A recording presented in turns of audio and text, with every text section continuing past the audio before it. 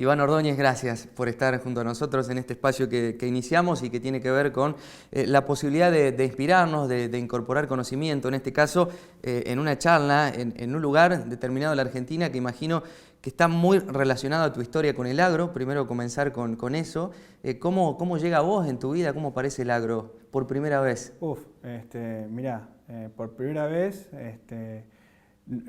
relativamente lejos de acá, sobre la Ruta 5, en Chivilcoy, mi viejo se enteró que yo había nacido, porque él era ingeniero agrónomo y estaba en el campo, en Timote, en el partido de Carlos Tejedor, y tenía armado una cadena de postas, de llamados, para enterarse cómo venía el parto y toda la bola. Entonces él iba parando en los distintos acas, y en el ACA de Chivilcoy se enteró que yo había nacido. Qué Así bárbaro. que ¿Año? te diría 82. Año 82. Así que te diría que desde el útero, más o menos. Predestinado, digo. Predestinado. En ese marco, una familia vinculada al agropecuario, Iván. Sí, mi viejo era ingeniero agrónomo y estudió eso un poco contra su voluntad. Pasa que era el mayor de los 3 hijos, de una viuda.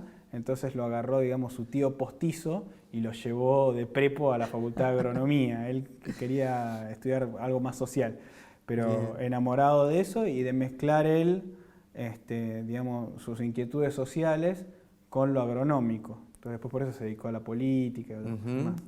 Iván, imagino que esto de retrotraerte al momento de tu nacimiento te retrotrae también a una circunstancia de la Argentina en donde, ¿qué significaba el agro en ese momento, año 82, para nuestro país? El agro siempre estuvo entrelazado con la identidad del país. De hecho, cuando los argentinos viajan, el combo vino, carne, Messi tango o Maradona tango es lo que nos representa en el mundo. Entonces, el agro siempre estuvo entrelazado. En los 80 pasó por una época terrible de crisis. Se combinaba un panorama externo nefasto, de tasas de interés muy, muy altas, alrededor de 3 o 4 veces más altas que ahora, claro. Imagínate lo que debían ser, con una caída del precio de todos los alimentos en los mercados mundiales. Entonces los productores que están endeudados están en el peor de los mundos, porque su ingreso les caía y sus costos, sobre todo los financieros, les subían muchísimo. Y en esa época, encima era la época de las inundaciones en el oeste, que era donde mi viejo producía, con lo cual malos recuerdos de los 80, y aparte estaban las juntas de grano y las retenciones. Todo. Así que el agro en los 80 tuvo todo lo malo, pero interesante, se estaba formando el caldo de cultivo de lo que iba a pasar en ese magma, porque para mí todo esto que está entre Santa Fe y Córdoba es como un magma indisoluble, ¿viste? Sí, es una frontera que ni siquiera los humanos podemos distinguir qué es Santa Fe de qué es Córdoba acá. Sí. Y en ese lugar, en los 80, estaban naciendo APRESID, que para mí es una de las organizaciones claves del agro argentino. Yo creo que, yo lo escribí en su momento cuando falleció Fogante, que era uno de los 20 fundadores de APRESID, que los argentinos no sabían quién había muerto. Que cuando que cuando Rogelio, Germán es el hijo, cuando Rogelio había nacido, el país apenas producía 16 millones de toneladas de grano. Qué bárbaro. Y cuando Rogelio egresa de la facultad, el país producía 20. O sea, prácticamente no había cambiado el país en términos de producción de grano. Y gracias a gracias a los gringos. Sí, claro. Y coordinados por APRESID y por muchos otros más, pero APRESID hizo punta de lanza, empezamos primero a producir 32 millones de toneladas, después a producir 56, y hoy ya estamos pasando las 100. Digamos, esta sequía macabra nos dejó en menos de 100 millones de toneladas, pero todos hoy sabemos que el país, la campaña que viene, puede estar en las 130 y pico millones de toneladas.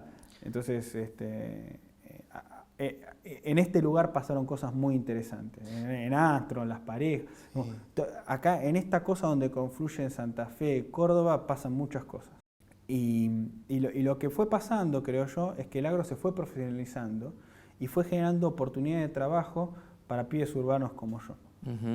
Entonces, de ser algo muy lejano, de ser algo muy de varones, de ser algo muy tradicional, se fue transformando y hoy, por ejemplo, los desarrollos de biotecnología argentinos se hacen en el Instituto de Agrobiotecnología de la Universidad Nacional del Litoral y los equipos que los hacen son liderados por 2 mujeres. Entonces, hay un cambio. Son mujeres urbanas las que están en las zonas de conocimiento intensivo de los agronegocios, que son las que a futuro van a generar mayores ingresos. Es muy interesante esto. Si nosotros nos quedamos en la parte del ensamblado de la agricultura, que es básicamente producir y multiplicar los granos, eso es ensamblar en la agricultura, nos vamos a perder del mayor valor de la agricultura, que es en el diseño de la agricultura. Entonces, ¿qué estamos nosotros haciendo para participar del diseño de la agricultura del futuro? Estamos metiéndonos en la biotecnología, estamos metiéndonos en el desarrollo de semillas, estamos utilizando la tecnología de las comunicaciones, como por ejemplo satelitales, internet, etcétera, etcétera, para pensar una nueva agricultura y una nueva ganadería. ¿Estamos o no estamos? Si no estamos, nos estamos quedando atrás. Por supuesto. Va a haber otros que van a estar capturando ese valor. Entonces tenemos que ver cómo nosotros entramos. Y ahí es donde creo que, volviendo a tu pregunta inicial, la relación con los urbanos va a mutar. Porque hay una discusión ahora en todo lo que tiene que ver con AgTech o Ag Technologies, tecnologías aplicadas a la agricultura, que es ¿de dónde van a surgir? Y mi intuición es que no van a surgir de la ruralidad. Van a surgir una interfaz donde el conocimiento duro lo van a tener los urbanos, pero la aplicación, el entendimiento de la necesidad, el perfeccionamiento de la herramienta va a venir de la ruralidad. Bien. Entonces, ahí va a haber otro punto de unión. ¿Qué pasa en esa unión? Porque en algún punto de lo que me comentabas hablabas de, bueno, yo cuando era más joven pensaba que el campo era aburrido. Digo, ¿qué pasó? Que ha habido un fortalecimiento y un entrecruzamiento entre lo urbano y lo rural, y si es que han quedado esos prejuicios también clavados y que son hoy en día difíciles de zanjar o de quitar a un lado. Bueno, los prejuicios, en muchos casos, tienen una raíz de algo de verdad. O sea, cuando el gobierno anterior hablaba digamos, del yuyo y de aplicar las retenciones y todas esas cosas, no es que vinieron en un plato volador, se posaron sobre la sociedad argentina y le impusieron una idea foránea. Estaban tocando una fibra que muchos argentinos urbanos de Buenos Aires, de Rosario, de Córdoba capital, tenían. Había algo ahí. El gobierno anterior no estaba tocando algo que no existía, estaba tocando algo que existía y lo estabas usando. Entonces, evidentemente, tenemos que apelar a nuestra parte más moderna, si queremos acercarnos a la urbanidad, para contarle qué es lo que hacemos. Que tiene que ver con la creación de empatía potente. Es un concepto un poco sui generis que inventé, que tiene que ver con permitirte a vos pensar que podés ser como yo y a su vez explicarte a vos que yo también soy como vos. Conectar desde la empatía. Y cuando yo logro que vos pienses que en algún momento podrías estar en mi lugar y que yo me estoy metiendo en tu lugar, ahí generamos una empatía potente donde podemos compartir experiencias y donde vos me podés entender a mí y yo te puedo entender a vos. De la misma manera que mucha gente en la ruralidad y puntualmente la actividad agrícola ganadera le pide al urbano que entienda que necesita un avión pulverizador, el urbano le puede pedir al rural, me parece bien que tengas un avión pulverizador, pero cuando el avión pulverizador descarga residuos sobre la pileta de mi jardín, vos también me tenés que entender a mí. Entonces, en ese punto de dialogar y entender que ambas cosas son importantes, va a surgir una sinergia entre lo urbano y lo rural para producir más. ¿Qué es el desafío? ¿Y por qué queremos producir más? Porque queremos desarrollarnos. ¿Y por qué queremos desarrollarnos? Porque para tener trabajo decente, sostenible en el tiempo, necesitamos la producción. ¿Y cuáles son los 3 ejes de la sostenibilidad claves? El económico. O sea, el trabajo no tiene que estar atado a regulaciones raras, no, el trabajo tiene que ser necesario porque es necesario, porque queremos que ese trabajo esté. Tiene que ser socialmente sostenible. O sea, el trabajo que vos hacés, que yo hago, que los chicos detrás de cámara hacen, les tiene que gustar, los tiene que llenar, tienen que divertirse y tiene que formar parte de su proyecto de vida. Y después tiene que ser medioambientalmente sostenible. O sea, no podemos estar comiéndonos recursos naturales de las generaciones futuras para que el trabajo de hoy sea viable. Entonces, ese trabajo se logra con más producción y con producción consciente. Y cuán importante, Iván, es la información clara, concisa, el diálogo permanente, y cuán importante es el encuentro cara a cara con el urbano y el hombre rural. Tenemos que transparentar, en eso creo que das la tecla. Tenemos que tener un diálogo honesto, que empieza con hacer las cosas bien y con comunicarlas bien. Por eso las buenas prácticas de la provincia de Córdoba y las que se quieren impulsar a nivel nacional y las que impulsa Preside a través de la agricultura certificada son claves. ¿Por qué? Porque no solamente transparente la información, sino que dicen que lo que está pasando está bien. O sea, validan. No alcanza con que yo te diga a vos estoy haciendo las cosas bien, te estoy ofreciendo un tercero que dice que yo también las estoy haciendo bien.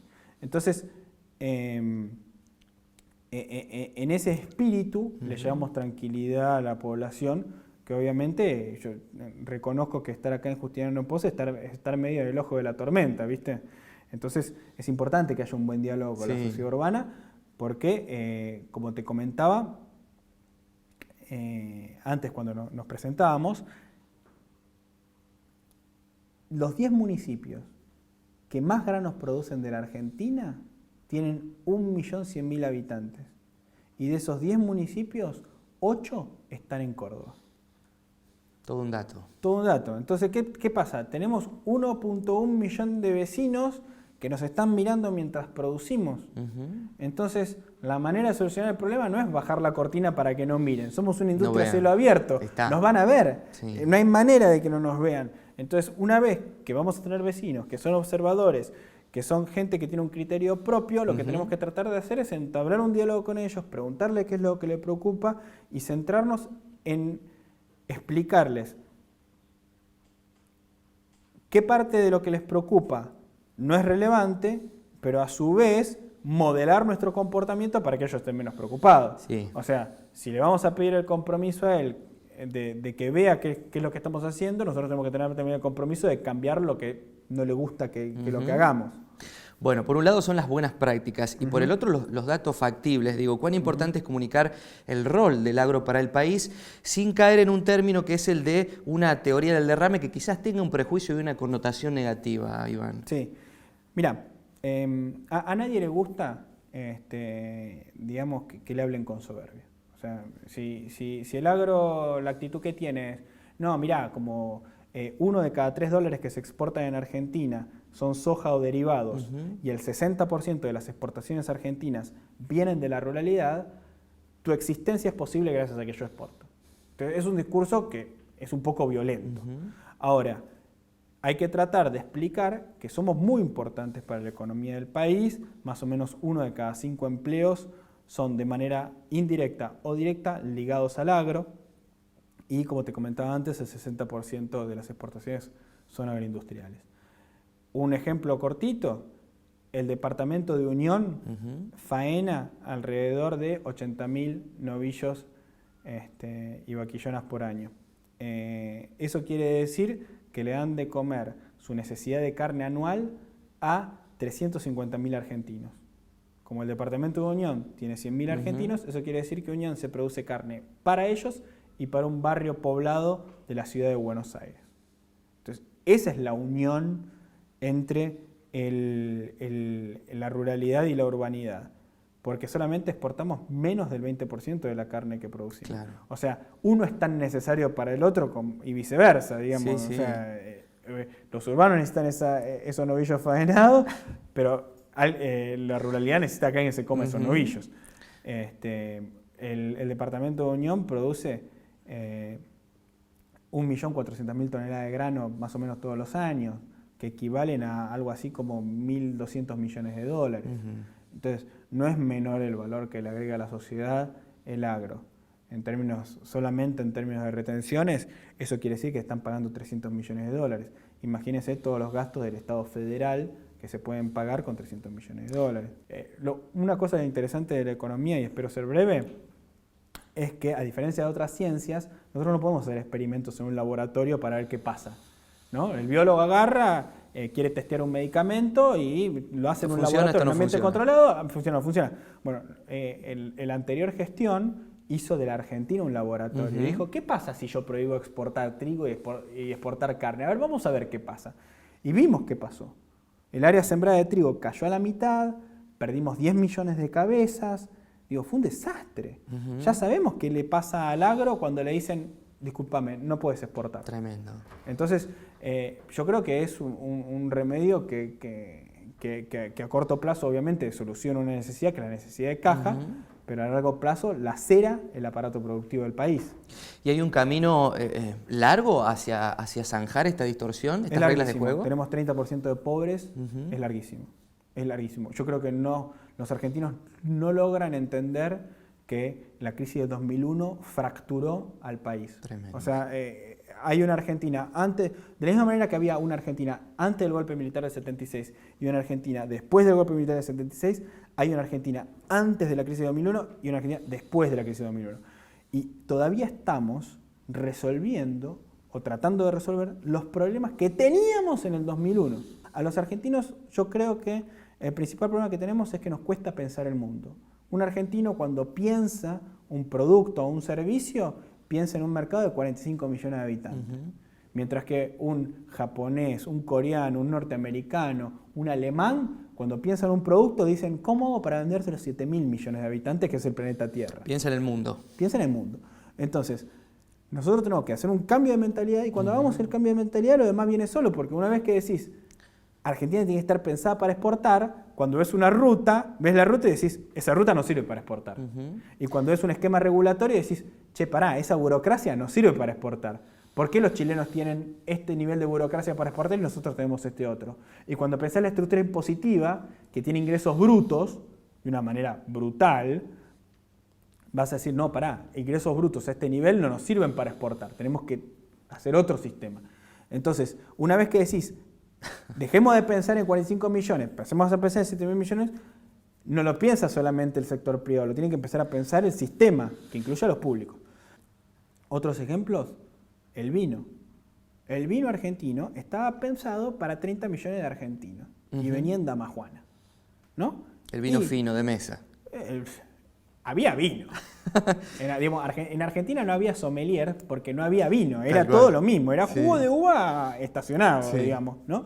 Que llegaba de Mendoza a Capital Federal en tren, en tren cisterna, y se fraccionaba en Palermo. Sí. Un delirio. Entonces, ¿qué hizo la industria de vino? La industria de vino dijo, no, nosotros tenemos que tener 6.000 millones de habitantes de clientes. Claro. Que era lo que había en la década del 90. Entonces empezaron a pensar un producto que podía ser consumido por un brasilero, por un norteamericano, etcétera, etcétera, etcétera. Y hoy el 20% del vino que produce Argentina se exporta. Ahora, ¿se hizo de la noche a la mañana? No. No. Fue un esfuerzo muy grande. Y hoy se exportan de vino 1.000 millones de dólares anuales.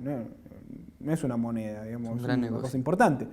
La industria del limón también hizo un foco exportador. Por eso somos el mayor exportador de limón del mundo. La industria del maní, acá en Córdoba, hizo un foco exportador. Si la memoria no me falla, cuando vos vayas al bar hoy a la noche a tomarte una cerveza, pedí manís, contá 4 manís. Uno de esos manís representa todo lo que se exporta de maní argentino en el mundo.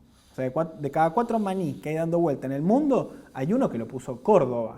Y te retrotraigo lo de las buenas prácticas y de la calidad del producto que se confecciona. Uno de los prejuicios grandes está en esto del producto natural o el producto artificial, con una connotación negativa a la manipulación del hombre hacia el alimento. Digo, ¿esto es un concepto equivocado en cuanto a la sensación que percibe una gran parte de la sociedad, al menos, Iván? Totalmente. Eso es una visión perimida, totalmente reaccionaria, te diría. Es reaccionario creer eso. ¿Por qué? Porque no hay ningún alimento, ninguno, que estemos comiendo hoy en día que no haya tenido intervención del hombre.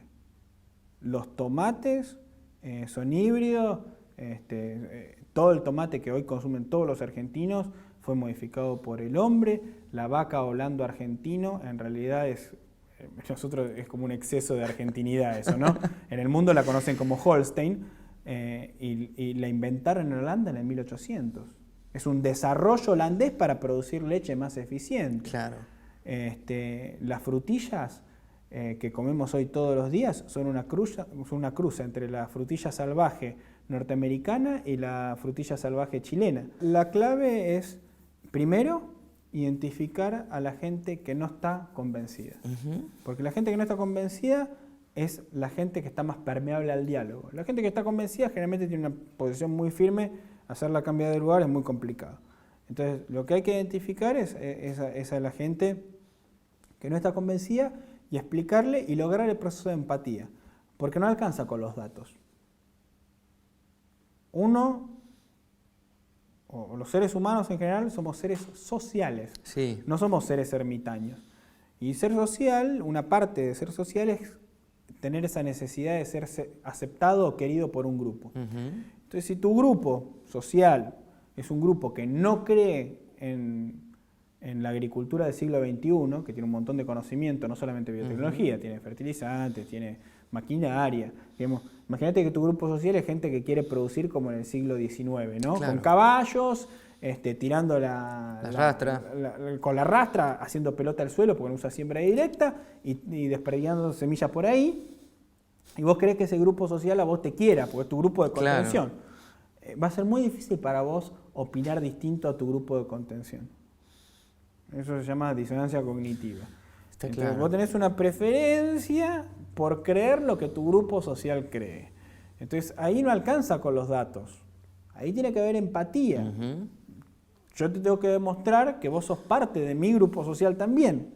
Sí. No alcanza con tratar de convencerte con los datos. Y después también lo que es muy importante es siempre identificar a quiénes son a los actores que toman decisiones dentro de una comunidad y nunca dejarlos a la intemperie. O sea, siempre tener los contenidos y explicándoles qué es lo que estamos haciendo. Y por sobre todas las cosas, hacer las cosas bien. Sí. Digamos, acá, con el que hace las cosas mal, ese es nuestro enemigo. Sí. Nuestro enemigo no es el ambientalista loco, qué sé yo. No, nuestro enemigo es la persona que hace las cosas mal, en todos los ámbitos. En todo. Nuestro enemigo es el político corrupto, nuestro enemigo es el que está pulverizando en condiciones atmosféricas que no son las indicadas. Esos son nuestros enemigos. Porque una vez que alguien hace una cosa mal, automáticamente todas las hectáreas del departamento de Unión se hacen mal. Sí. ¿Por qué? Porque había uno que lo hizo mal. Entonces, lo primero, como te decía antes, es mirarnos a nosotros hacia adentro, reconocer qué cosas estamos haciendo bien, qué cosas estamos haciendo mal, y modificarlas nosotros. Te veo como muy optimista, más allá de tu discurso, te veo como un optimista nato, permanente. En ese marco, ¿hacia dónde crees que podemos ir como país? Yo creo que el agro es una ventaja comparativa que... Perdón.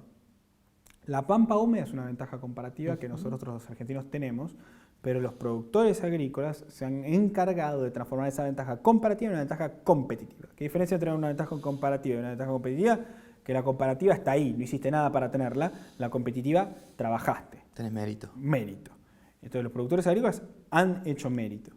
Y yo creo que es indisoluble el futuro de la Argentina con el futuro del agro argentino. Ahora, es clave saber que sin el campo no se puede. Con el campo solo tampoco se puede. O sea, se necesitan las dos cosas. Entonces, esto es una plataforma sobre la cual un montón de actividades se pueden parar. Se pueden parar conocimientos financieros, conocimientos de biotecnología. Hay que identificar, como te había dicho antes, las zonas conocimiento intensivas del sistema y hay que poner la plata y los recursos y el tiempo y el esfuerzo ahí, donde hay mucho conocimiento, porque ese es el futuro.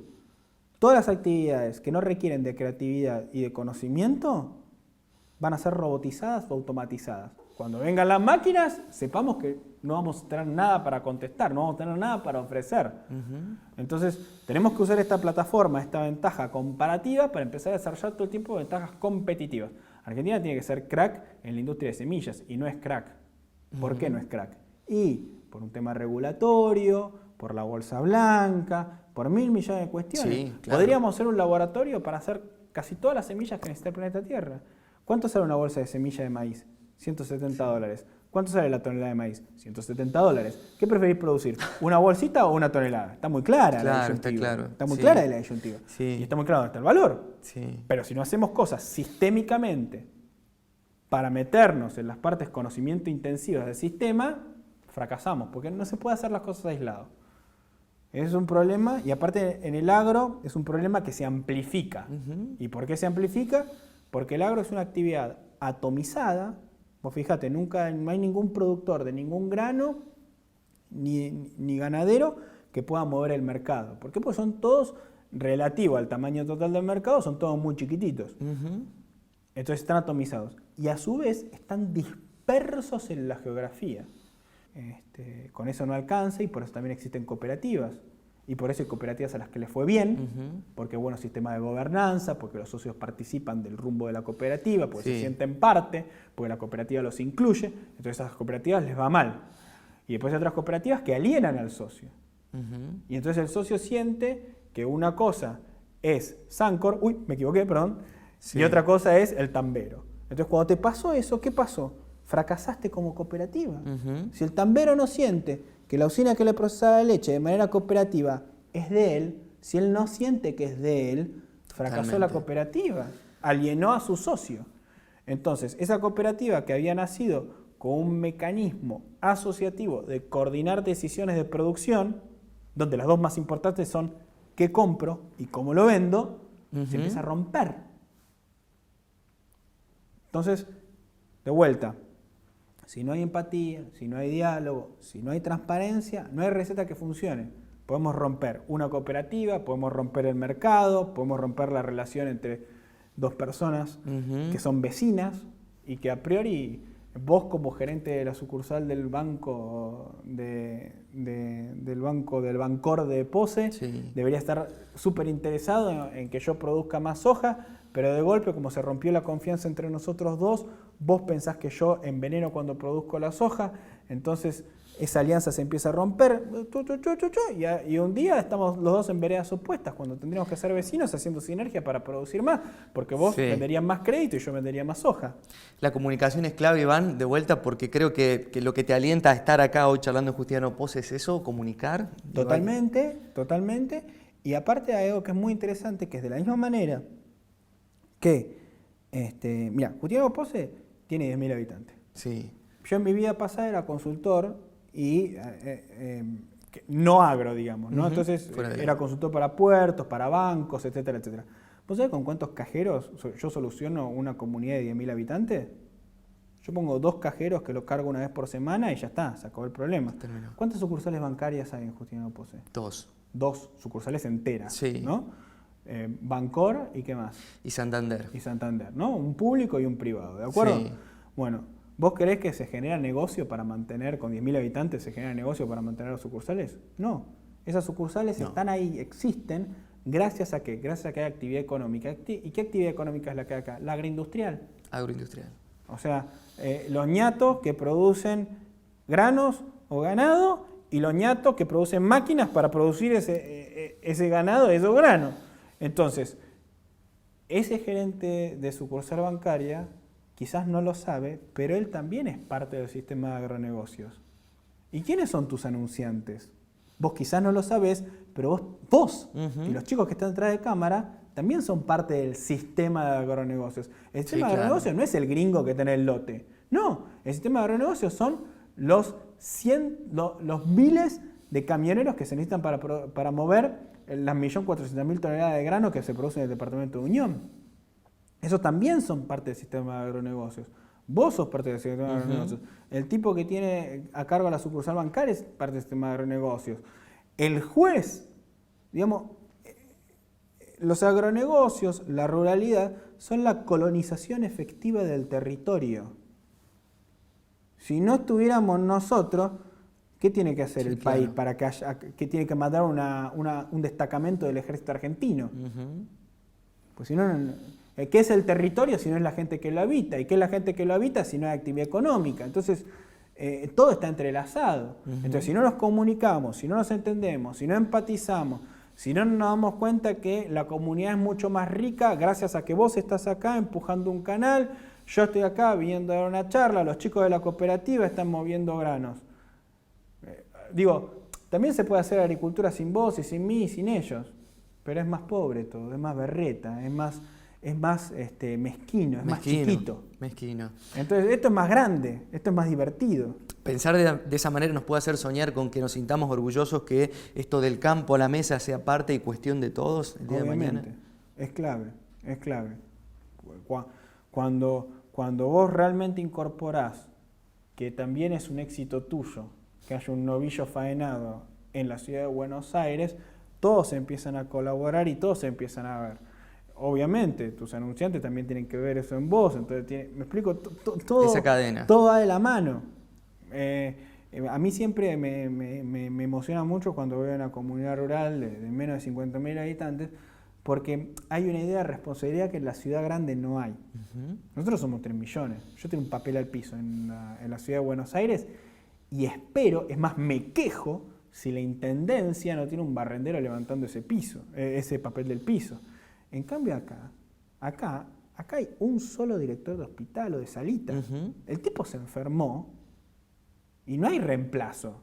Digamos, en la ciudad de Buenos Aires se enferma la maestra, se enferma alguien que no sabemos quién es, toca un botón y se materializa un director de escuela.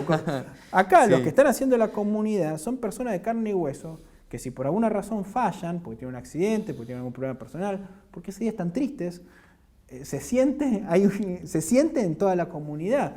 Entonces acá están todos empujando. Digo, es un proyecto colectivo. Cuando vos me nombrabas, cuando recién llegué, las ciudades o comunidades rurales a las cuales llega el canal, esto es importantísimo, porque pues es un emprendimiento de ustedes. Es la visión de ustedes de cómo es el mundo. ¿Por qué la gente de Justiniano de Oppós se va a tener que estar mirando en TN 10 minutos y se cortó la 9 de julio y Corrientes? ¿Viste? ¿Qué carajo tiene que ver con ellos? Totalmente. Nada, entonces esto se hace de acá para el interés de acá. Bueno, entonces el tema es cómo hacemos para sinergizarnos y cómo hacemos para contar mejor esta historia. Iván, para ir cerrando, charlábamos en la previa también de que eras un bicho de ciudad, de alguna manera. 100%. Nacido y criado en la ciudad. No tomo mate, tomo café, necesito un subte. Esa es mi vida. La hermosa ciudad de Buenos Aires, pero digo, ¿ha sido tu viejo quien has tenido como visión para charlar con vos y sentir que vos estás en el campo, que lo conocés? Totalmente. Si yo estoy haciendo esto, es gracias a mi viejo, Héctor Ordóñez, que fue el que me inculcó que acá había algo importante, que acá estaba pasando cosas, que no era como yo creía que no pasaba nada, no, que en esos procesos biológicos, que en esa administración que hace el humano de los procesos biológicos pasan cosas fantásticas y que aparte somos los de la ruralidad los que finalmente estamos ofreciéndole de Argentina algo al mundo. Eso es interesante. Digamos, a pesar de que a la ruralidad siempre se la acusa del ombliguismo, ¿viste? De ser conservadora, de estar mirándose para adentro. Bueno, de alguna manera se armó un sistema donde se conectan con el exterior, ¿no? Hay ruralidades que por ahí para algunos son más excitantes que otras, como por ejemplo, algunos podrán decir que la ruralidad que las excita es la de Armstrong con los fierros y no sé qué, y otros dirán que es la de Mendoza con el vino, pero viste, no todos están para... Yo puedo estar 1 hora mirando una copa diciendo tiene notas de roble, sí, claro. qué pindonga, hay otra gente que dice, pará, servirme el vino, me quiero tomar el vino, quiero me tomar. joda. Entonces pase. Hay un estilo de ruralidad con una apertura distinta y creo que en ese involucramiento, en esa riqueza, han logrado todas estas ruralidades encontrar su conexión con el mundo. Entonces, todos los de la ruralidad tienen una lección para aportar a esto que es la Argentina, que es una construcción colectiva extremadamente compleja. Iván, muchas gracias. Y a seguir comunicando. Un gusto, Andrés. Muchas gracias a vos.